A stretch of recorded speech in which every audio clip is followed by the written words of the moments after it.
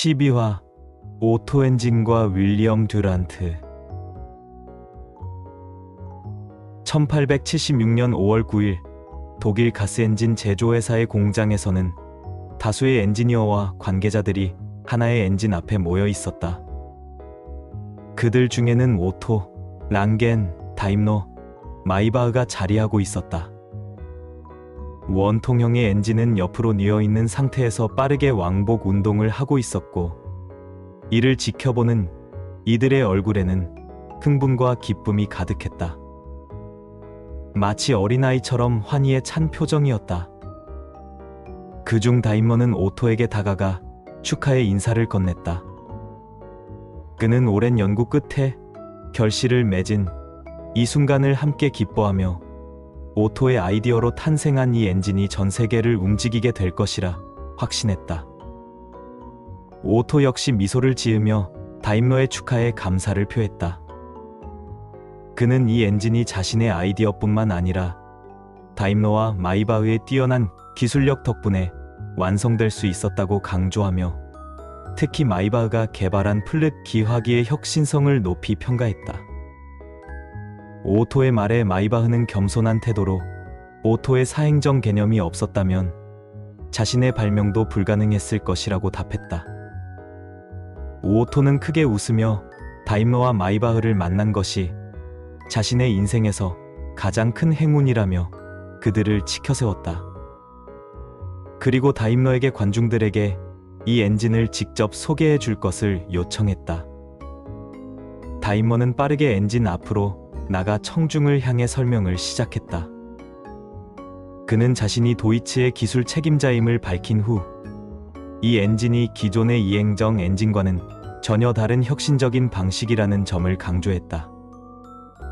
기존의 엔진들이 비효율적인 이행정 방식을 사용했던 반면, 이 엔진은 오토의 아이디어를 기반으로 흡입, 압축, 폭발, 배기의 사행정을 거치는 내연기관이었다. 다임러는 이 사이클을 오토의 이름을 따 오토 사이클이라 명명했음을 알렸다. 설명을 들은 청중들은 오토에게 축하의 말을 전했고, 오토는 크게 기뻐하며 감사를 표했다.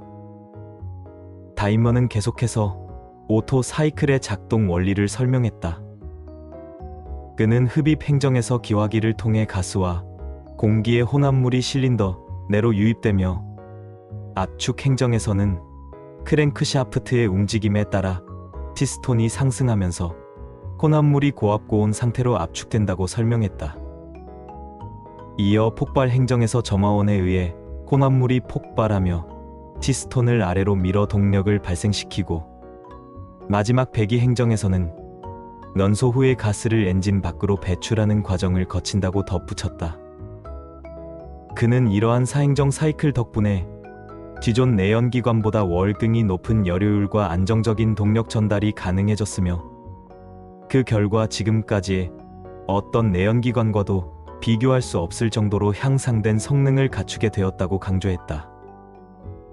그의 설명이 끝나자 청중들은 다시 한번 환호하며 새로운 기술이 탄생한 순간을 함께 축하했다. 오토 사이클? 현재 지상을 다니는 거의 모든 자동차에 탑재된 엔진은 오토 사이클 방식을 채택한다. 오토가 개발한 현대 엔진의 초기 형태인 이 내연기관은 조명용 석탄가스를 사용하였고, 출력은 2.2마력이었다. 또한 실린더 내에서 직접 연소하여 연소가스가 작용하였기 때문에 당시로서는 획기적인 10%의 열효율을 자랑했다. 참고로 이제 발전이 될 내연기관과 외연기관을 비교 설명을 하자면, 내연기관은 연료가 실린더 내에서 직접 연소하여 열 손실이 적기 때문에 열효율이 높았다. 열효율이 높기 때문에 외연기관과 동일 중량의 연료를 적재했을 때 내연기관이 훨씬 먼 거리를 갈 수가 있었다. 또한 보일러를 먼저 점화하여 고압의 증기를 발생시킨 다음 그 증기로 주기관을 난기시켜 시동을 거는 외연기관과는 달리 내연기관은 시동과 정지 변속이 아주 쉬웠다. 외연기관은 보일러, 복수기, 각종 펌프 등의 복잡한 구조를 가지므로 기관 전체의 부피가 크지만 내연기관은 커다란 부피의 복잡한 구조가 필요 없었다. 이러한 장점들을 미리 파악한 오토와 다임러, 벤츠는 내연기관에 초점을 맞추고 향후 현대 엔진의 시초가 되는 엔진을 발명하게 된 것이다. 허나 내연기관도 단점이 있었다. 내연기관은 장시간 고속으로 작동될 때에는 외연기관에 비해 탁월한 성능을 보이지만 장시간 저속 운전일 때에는 연료의 불완전 연소가 발생하여 기관 부품의 마모 및 손상을 초래하고 여료율이 낮아진다. 또한 외연기관보다 복잡한 구조로 이루어져 있기 때문에 일반인들의 취급이 어려웠고 실린더 내에서 연소 압력이 높기 때문에 소음과 진동이 심했다. 이러한 높은 연소 압력을 견뎌내기 위해서는 기관의 각 부분의 강도가 높은 고급 재료를 사용해야만 해서 고도의 공작을 요하는 부분이 많았다. 훗날 이 단점들이 다임러와 마이바흐, 벤츠를 괴롭히게 되고 이 단점들을 하나하나 해결해 나가면서 다임러와 벤츠는 세계 최정상의 엔지니어가 되어간다. 1876년 5월 9일 독일 가스엔진 제조회사의 공장에서 혁신적인 엔진이 탄생한 순간을 축하하는 분위기가 무르익고 있었다. 다임러의 설명을 들으며 흡족한 표정을 짓던 오토는 청중들에게 다가서며 도이츠가 이제전 세계적인 기업으로 성장할 것이라 선언했다. 그는 이 기쁨을 모두와 함께 나누고 싶다며 야외에 마련된 연회장에서 마음껏 즐기기를 권했다. 청중들은 환호하며 연회장으로 이동했고 오토의 혁신적인 발명에 대한 찬사가 이어졌다. 특히 숨은 공신이었던 다임러와 마이바흐에게도 사람들의 관심과 질문이 집중되었고 그들은 연신 응답하며 뜻깊은 순간을 만끽했다. 시간이 흐른 후 연회가 끝난 자리에는 오토, 낭겐, 다임러, 마이바흐 네 사람만이 남아 있었다. 탁자 위에는 그들의 성과를 축하하듯 거품이 넘치는 맥주가 놓여 있었고 네 사람은 피곤한 기색이 역력했지만 동시에 오랜 꿈을 이루었다는 뿌듯한 표정을 짓고 있었다. 이윽고 오토는 자신의 지난날을 회상하며 이야기를 꺼냈다. 그는 과거 퀼른에서 사업을 하던 시절 프랑스의 엔지니어 장 조셉 에티엔느 르노아르가 독보적인 가스 엔진을 개발했다는 사실을 알게 되었고 이를 계기로 더욱 뛰어난 엔진을 만들어야겠다고 결심했음을 밝혔다. 당시 그의 기술력으로는 엄두도 내기 어려운 일이었으나 르노아르의 엔진을 직접 구입해 철저히 분석한 끝에 개량해야 할 부분을 찾아냈고 이를 바탕으로 새로운 엔진을 개발하게 되었다. 오토는 자신이 만든 엔진이 세상보다 한 걸음 앞선 것이라는 평가를 받았지만 본인은 이를 반 걸음 앞선 것이라 여겼다고 덧붙였다. 그는 세상을 한 걸음 앞서 나가는 것은 분명 좋은 일이지만 지나치게 앞서 나가면 대중이 이해하지 못해 상용화가 어려워진다고 설명했다. 따라서 그는 미래와 현재를 잇는 적절한 발전 속도가 필요하다고 강조했다.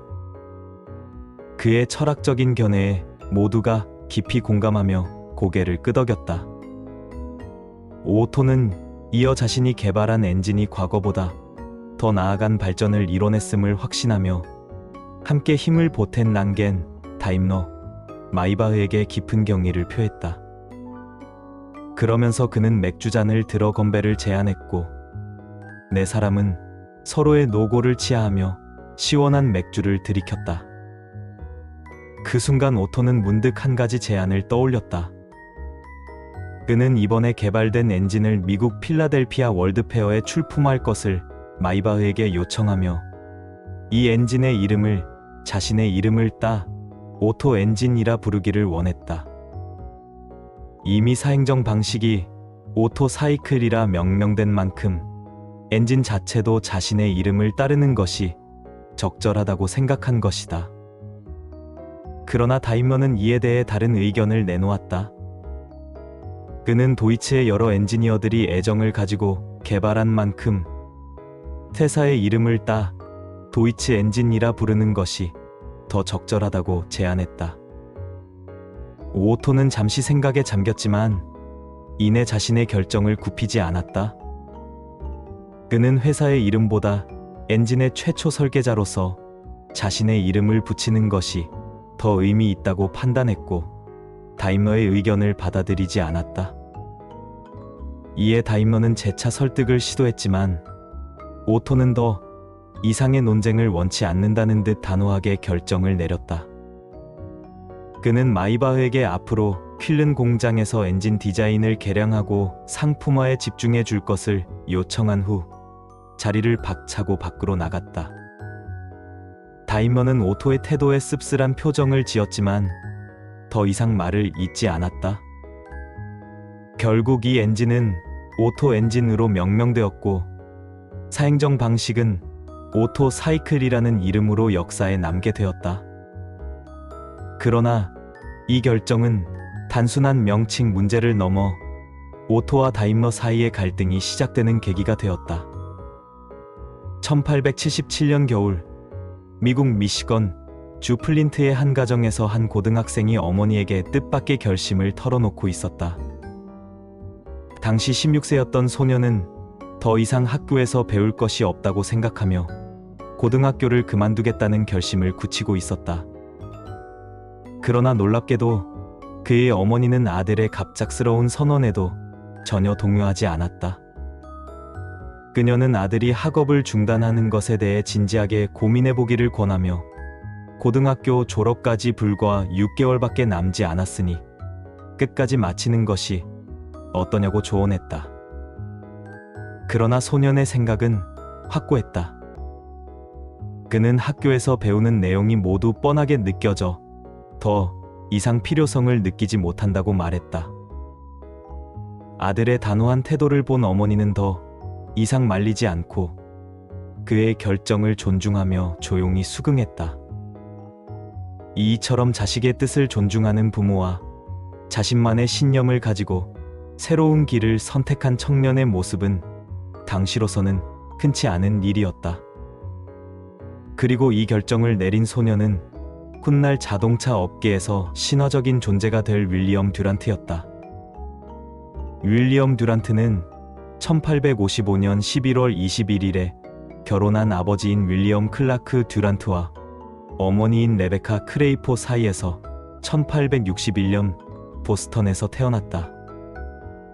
그러나 레베카 크레이포는 알코올 중독자면서 주식시장의 모든 재산을 날리고 폭력적으로 변한 윌리엄 클라크 듀란트와 이혼한 뒤 딸인 레베카 듀란트와 아들인 윌리엄 듀란트를 데리고 그녀의 가족들이 정착해 있던 미시건 주의 플린트에서 살게 된다. 윌리엄 듀란트의 외할아버지인 헨리 하울랜드 크레이포는 1804년 매사추세츠 주 다트머스 인근의 농장에서 태어난 아재는 들에서 일하고 밤에는 촛불 아래서 독학으로 공부를 해 학교 교사와 토지 조사인, 경매사라는 세 가지 직업을 갖게 된 전형적인 노력파였다. 헨리 하울랜드 크레이포는 레베카 크레이포가 결혼한 뒤 3년 후 미시건 주의 플린트로 이주한다. 당시 미시건주는 목재 관련 붐이 일어나 헨리 하울랜드 크레이포는 플린트에서 목재 사업을 시작했다. 그는 이 사업에서 큰 돈을 벌게 되었고 철도까지 사업 영역을 넓히게 된다. 그리고 정치에도 진출하여 1860년에는 플린트 시장, 1862년에는 공화당 소속 주 상임위원, 1864년과 1866년에는 주지사를 지내게 되는 능력 있는 인물이었다. 그러나 레베카 크레이포가 낭난이 남편인 윌리엄 클라크 듀란트와 이혼하기 몇 달 전인 1869년 7월 23일에 헨리 하울랜드 크레이포는 담석증으로 숨을 거두게 된다. 이후 윌리엄 듀란트는 홀 어머니 밑에서 자라나 고등학교 졸업을 6개월 남은 상태에서 그만두겠다고 폭탄 발언을 하였지만 실상 당시에는 그렇게 크게 이상한 일이 아니었다. 당시 미국인들이 성공을 하기 위해서는 교육보다 근면함과 창의성이라고 여겨 교육의 필요성을 별로 느끼지 못했다. 그래서 갓 대학을 졸업한 젊은이가 현실을 모르는 먹물 소리를 듣지 않기 위해 학력을 숨기기까지 했었다. 이런 시대에서 고등학교를 중도 포기한 윌리엄 듀란트의 첫 직장은 외할아버지가 설립한 크레이포 목재 하치장이었다. 설립자의 손자였지만 오히려 75센트 일당을 받으면서 목재를 나르는 일부터 해야 했다. 윌리엄 듀란트는 크레이포 목재 하치장에서 혹독하게 첫 직장에 신고식을 한 다음에 곧 적성에 잘 맞는 일을 찾게 된다. 바로 인근에서 약품, 일용잡화, 화장품, 담배, 책, 음료 등을 판매하는 드러그 스토어의 야간 종업원으로 일하게 된 것이었다. 처음에는 야간의 상점에서 제품만 판매하다가 이후 근무 시간 외에도 낮과 시가를 파는 영업사원을 하게 되었다. 잘생긴 얼굴과 미소, 화려한 말솜씨를 이용해 윌리엄 듀란트는 곧 미시건 주 서부 지역에서 가장 큰 영업사원이 되었다. 그는 20살이 되기도 전에 상점에 소속되어 있던 다른 3명의 영업자가 판매한 시가보다 더 많은 시가 판매 실적을 올리게 된다. 그러자 상점 주인은 나머지 영업자 3명을 해고하고 윌리엄 듀란트에게 상점의 모든 영업권을 주게 된다. 윌리엄 듀란트는 이때부터 평생 시가를 즐기게 되는데 이 시가는 훗날 루이 조세프 쉐보레와 결별하게 되는 사소한 원인으로 발생하게 된다. 이렇게 영업자로 성공한 윌리엄 듀란트는 이후 새로운 일을 벌일수록 더 많은 돈을 벌게 되었고 플린트의 사람들은 그를 단순한 영업자로 인식하지 않게 된다.